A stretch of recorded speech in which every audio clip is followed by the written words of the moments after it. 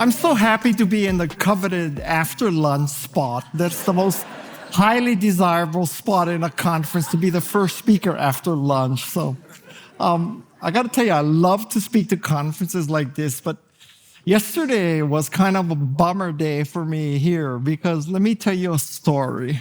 I'm going to cut into my 10 minutes wasting with this. So yesterday I was across the street and this guy comes up to me and he says, "Oh, I'm a huge fan. And I'm from," I won't tell you his country, "I'm from this country, and in my country, lots of people know who you are. Lots of people are inspired by who you are. And in my life, I was lost. I didn't know what to do with myself. And then I read your book, and your book changed my life." And so I said to him, "Well, which one of my 16 books changed your life?" And he says to me, "Rich Dad, Poor Dad." So I just want you to know I'm Kawasaki, not Kiyosaki. And he's the one who wrote Rich Dad, Poor Dad, and he's voting for Donald Trump, and I'm Poor Dad, and I vote for Kamala Harris. So,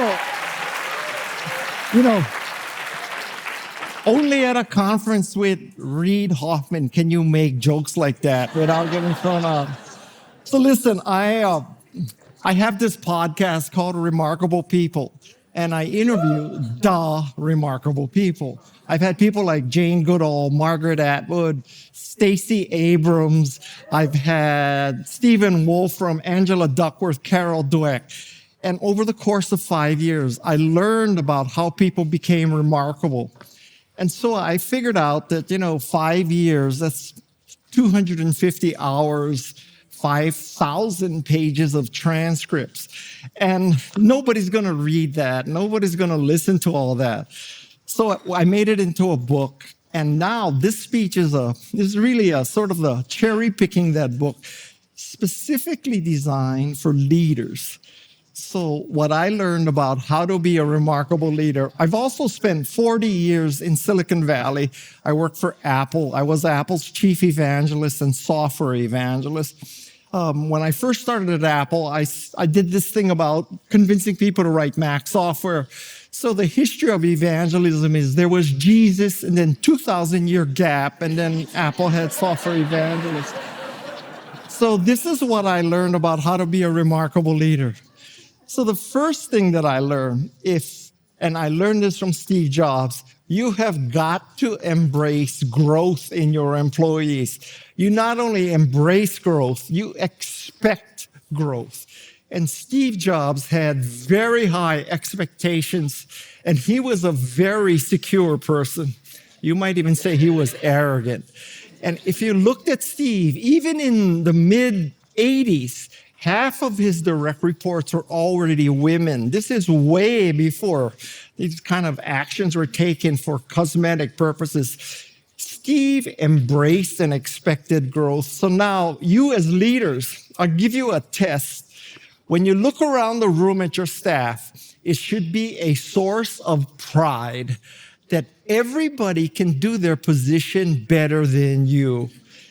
And if that's not true, and you're hiring people who are not as good as you because you want to be the big dog on the porch, because you want to feel superior to them, you're a loser. You are a loser. Number two is that, listen, Toyota had this great concept of go and see. So if your factory's not running right, you don't just depend on the briefings and your direct reports reporting to you and the big data and all that kind of reports. You actually go to the factory floor and you watch what's happening on the factory floor. So you go and see. But I'm telling you, even better than going and seeing is going and being, which means that you are working on the factory floor. My friend Martin Lindstrom had this great example. He had a client that was a pharmaceutical company, and they told him, "We want to get closer to our customer." And I bet you understand that when you hear a company say, "We want to be closer to our customer," that means $5 million to McKinsey. So what he did instead is he took the executives from this company, he put them in a room, and he made them breathe through straws. And at the end of this difficult exercise, he said to them, you want to be closer to the customer. I just made you into the customer. You have customers with asthma. That's what it's like to have asthma. So go and see at a minimum and go and be. It's even better. Number three is that instead of perpetuating what you do, what you like to do, what you have been doing, what you've made money doing, you have to reorient your brain. You work backwards from what the customer needs, not forward from what you want to do. The best example I can think of this is a negative example. It's Kodak. In the mid-'70s, wrap your head around this. In the mid-'70s, Kodak invented digital photography.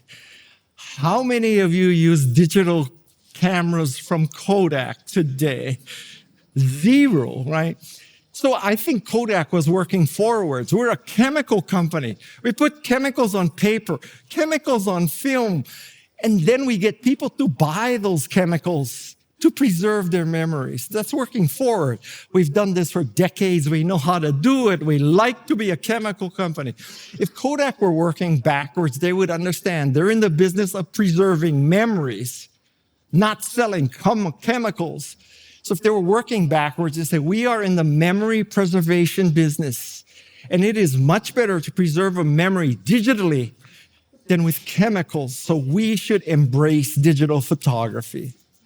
Number four is that you have to eat what you cook. All of you CEOs, you have to be using your products. And I mean, let's take some examples. We'll use Apple as an example. Like if you have an Apple Bluetooth mouse, you have to turn it over and plug the cable into the bottom of the mouse to charge that. Does that make any sense to you? If you've ever tried to change a system setting, can you find that setting? If you are making a speech or you're being recorded and you want to shut off the ringing and the alarms and the notifications, if you shut all that off, it'll take you about 2 or 3 days to return to where you were. Like, is it do not disturb? Is it airplane mode? What am I changing? I swear to God, nobody at Apple uses their products anymore. So you have to eat what you cook. You have to eat what you cook. Number five is you probably heard this all day yesterday, and I'm going to tell you one more time. You have got to put AI first. If you have this attitude like, let's just make this marketing announcement that we're incorporating AI into our product. That's kind of like saying, we have a new marketing breakthrough.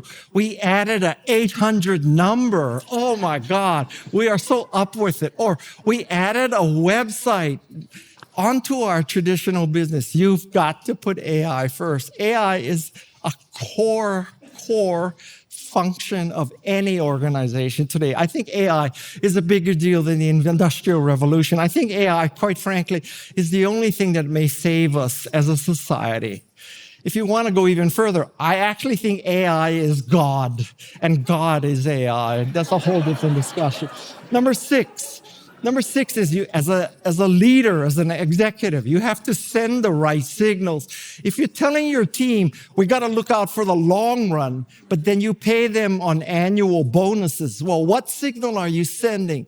We got to finish the year big, or we got to last a long time. If you own a taxi cab company, do you pay your drivers based on hourly, or do you pay them per trip? Because if you pay them hourly, they're going to take the longest, most indirect route. If you pay them per trip, they're going to be much more efficient. You've got to send the right signals. Number seven is focus on skills. My God, don't use these proxies as what their education is, where they work. I could make the case that if you work for Apple or Amazon or Google, and now you're starting a company, and you think, oh my God, these people work at Apple, Amazon, Google, Facebook. They must be really entrepreneurs. I would make the argument it's exactly wrong. Focus on what people can do. And if they went to Yale, especially, you better focus on skills. Number eight, I got 4 seconds left. Number 8 is Stanley McChrystal, remember this name. He wrote the best book about leadership that I have read since Peter Drucker. It's called Risk. And he says you purposely have to stress your organization. So at one level, you could do something very simple. I'm sure your IT staff is telling you, we got co-location, we're backed up, we're in Amazon Web Services, we got everything duplicated and triplicated, nothing can possibly go wrong, right? I want you to go into your server room and pull out the plug and see what happens. See what happens. Stress test. Stress test your organization. Another good stress test is pretend there's a real bad thing that happened to your company. Something really terrible, denial of service, something. You know, your CEO got indicted, something like that. Do you have the ability to reach all the employees you need instantly? Or when the emergency occurs, is that when you're going to try to find your virtual assistant to get the phone numbers of the people you need to call? You need those numbers in your phone before it happens. Number nine is God help you. Have you ever said to your employees, I don't know? That's probably the only thing less used than I am sorry. And I think that the key to saying I don't know is when you say I don't know and you admit what you don't know, it gives you more credibility when you say I do know. Because if you're intellectually honest enough to say I don't know, then you're probably honest enough when you say I do know. So for your own credibility, say I don't know. And number 10 is make your decisions right of all audiences. You got to listen to this. We all want to make perfect decisions. We want to use Claude and OpenAI and ChatGPT and Perplexity, which is the dumbest name I've ever heard for a company. And we want to make this perfect big data analysis decision because the hard part is making the right decision. I have learned that making your decision right is more important than making the right decision. I'm going to show you this clip. This is a clip of surfing. This woman is in the water in a longboard competition in LA. For those of you who are not surfing, much of surfing is looking out and you're trying to make the right decision.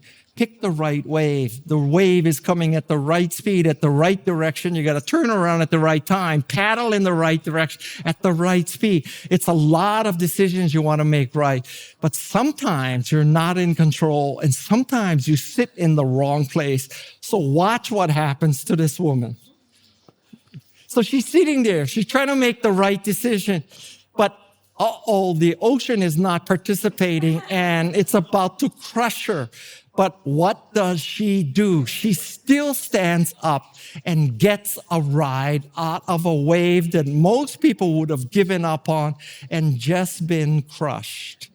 And that is a metaphor for life. If you want to be a remarkable leader, you make your decisions right.